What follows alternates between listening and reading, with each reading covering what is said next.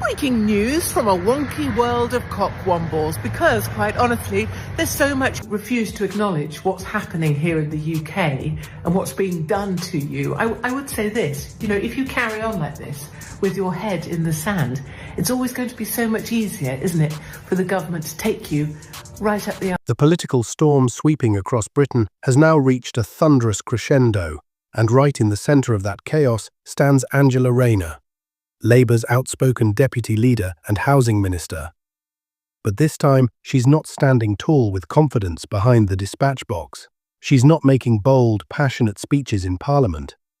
No, this time she's been dragged into the centre of a controversy that threatens to shake the very foundation of her career. And leading the charge in this political reckoning, none other than Katie Hopkins. Outspoken, unapologetic, and relentless, Hopkins has never been one to pull her punches. But even by her standards, this takedown was nothing short of nuclear. What she delivered wasn't some cautious critique or a measured warning. It was a fiery, unfiltered assault, what she described as one of the most outrageous acts of political hypocrisy Britain has seen in decades. Before we continue, I'd like to ask for a quick favour. If you're enjoying this content, could you take a moment to like this video and subscribe to the channel? Believe it or not, over 98% of you watch these videos without hitting that subscribe button. It's completely free, and it makes a massive difference for us, helping us bring you more of the content you love.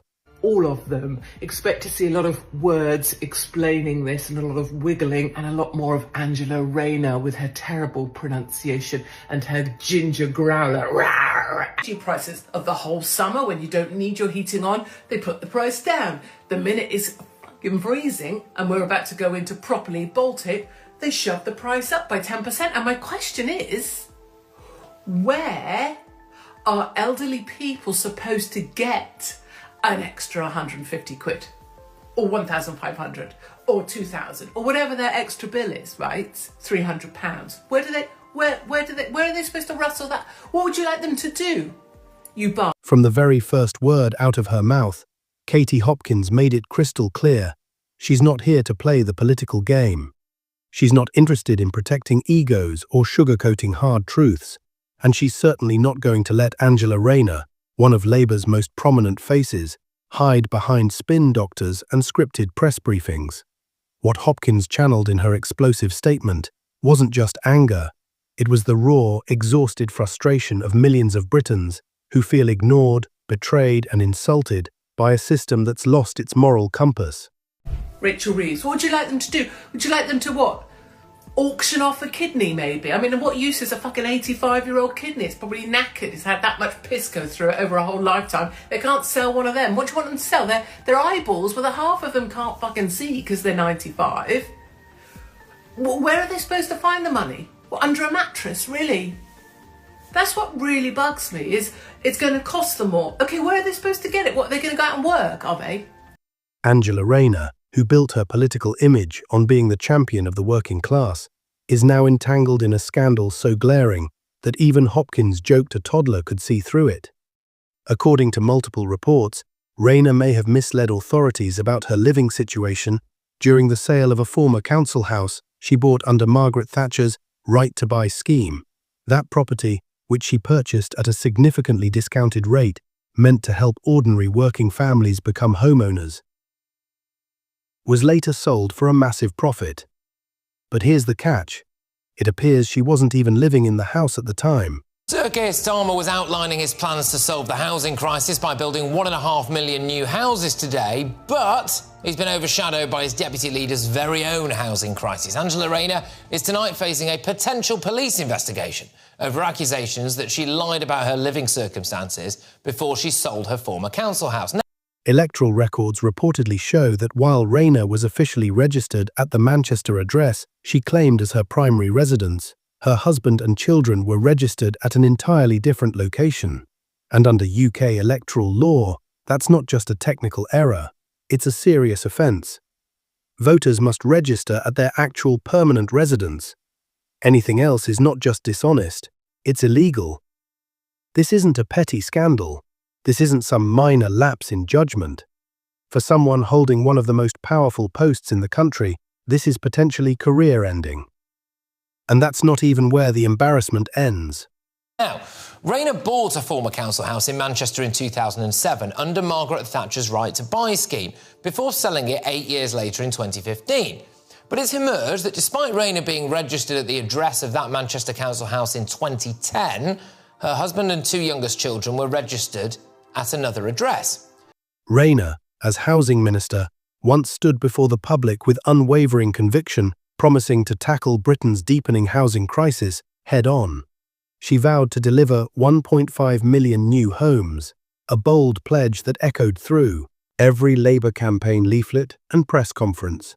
That promise was meant to bring hope to thousands of families trapped in overcrowded flats, struggling under rising rent and watching their dreams of home ownership slip away.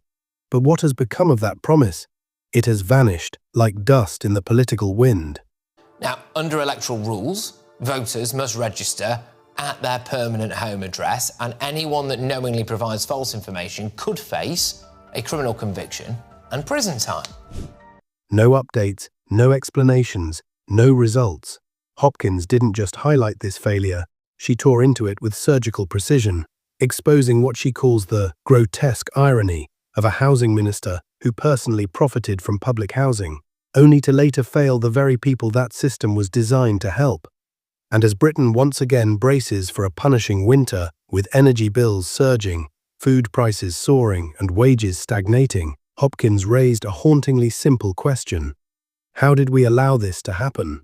It's a question that echoes in every frustrated kitchen conversation, every cold, underheated flat, every disappointed voter. And what makes it worse, Hopkins says, is that Rayner was meant to be different. She was meant to represent real people. Breaking news from a wonky world of cock-wombles, because, quite honestly, there's so much refused to acknowledge what's happening here in the UK and what's being done to you. I would say this, if you carry on like this, with your head in the sand, it's always going to be so much easier, isn't it, for the government to take you right up the... Ordinary people. People who wanted someone to stand up and say, enough is enough. But instead, we're left with yet another politician accused of playing the very game they once promised to change.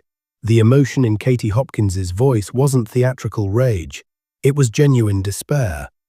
And whether you agree with her or not, that despair reflects something real. Millions of Britons feel left behind, betrayed, mocked by elites who smile for cameras and then disappear when the work begins.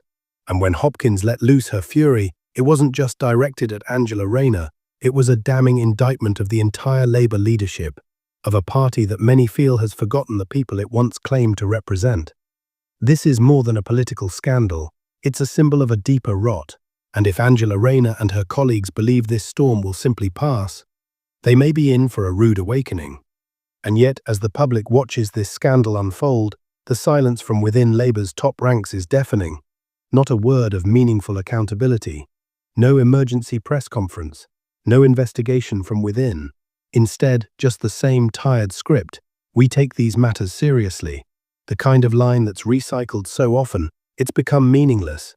But to the average Briton watching their bills climb, their services decline, and their trust in politicians erode, this silence screams louder than words. Because here's the brutal truth. This isn't just about one discounted house. This is about the double standards that plague British politics. If an ordinary citizen were found to have registered a false address on official documents, they would likely face fines, penalties, even prosecution. But when it's a high-ranking government official, suddenly the wheels of justice slow down. Suddenly there's context, nuance, and ongoing reviews. And that's what infuriates people the most. Not just the hypocrisy, but the arrogance. The smug belief that they can get away with it, that the public is too distracted, too tired, or too hopeless to care. But they're wrong. People are paying attention. Just walk into any pub, bus stop, or cafe across the country, and you'll hear the same stories. Elderly pensioners skipping meals to afford heating. Young families living out of temporary accommodation. Nurses working 12-hour shifts and still relying on food banks. Meanwhile, those in power argue over who deserves a second home subsidy or whether council homes should be investments, and that's where Katie Hopkins's voice strikes a chord. Not because she's polished or politically correct, but because she's tapping into something raw, something real.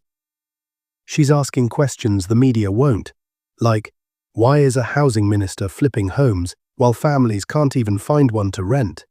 How can someone who promised 1.5 million homes deliver zero and still hold office? What happened to political shame? There was a time when resignations followed scandals, when leaders stepped down, not because they were forced, but because they felt they had failed the people they served.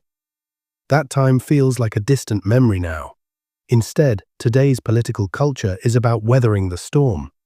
Deny, deflect, distract, ride it out until the next headline takes over.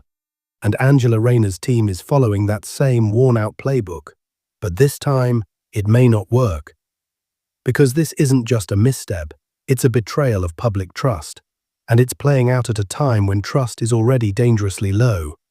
At a time when people feel lied to, mocked, and abandoned by those in power. This moment could have been a turning point. Rayner could have stood before the public, owned her mistake, and called for reform. But instead, she chose silence, evasion, and in doing so, she may have sealed her political fate. And let's not forget, this scandal isn't emerging in a vacuum. It's coming at a time when the public's patience with Westminster has run dry. With scandals piling up, from COVID parties to migrant housing chaos to economic mismanagement, the British people are asking, when will someone finally be held accountable? Maybe that's why this particular story is hitting so hard, because it isn't just about one council house. It's about a growing sense that Britain's leaders have stopped leading. And as this crisis unfolds, there's a warning echoing beneath every headline. If politicians don't start answering to the people soon, the people may stop listening altogether. If you want more raw, honest, and unfiltered political coverage, make sure to hit that subscribe button and turn on notifications. We are UK Politics Now, and we're here to give voice to the people every single day.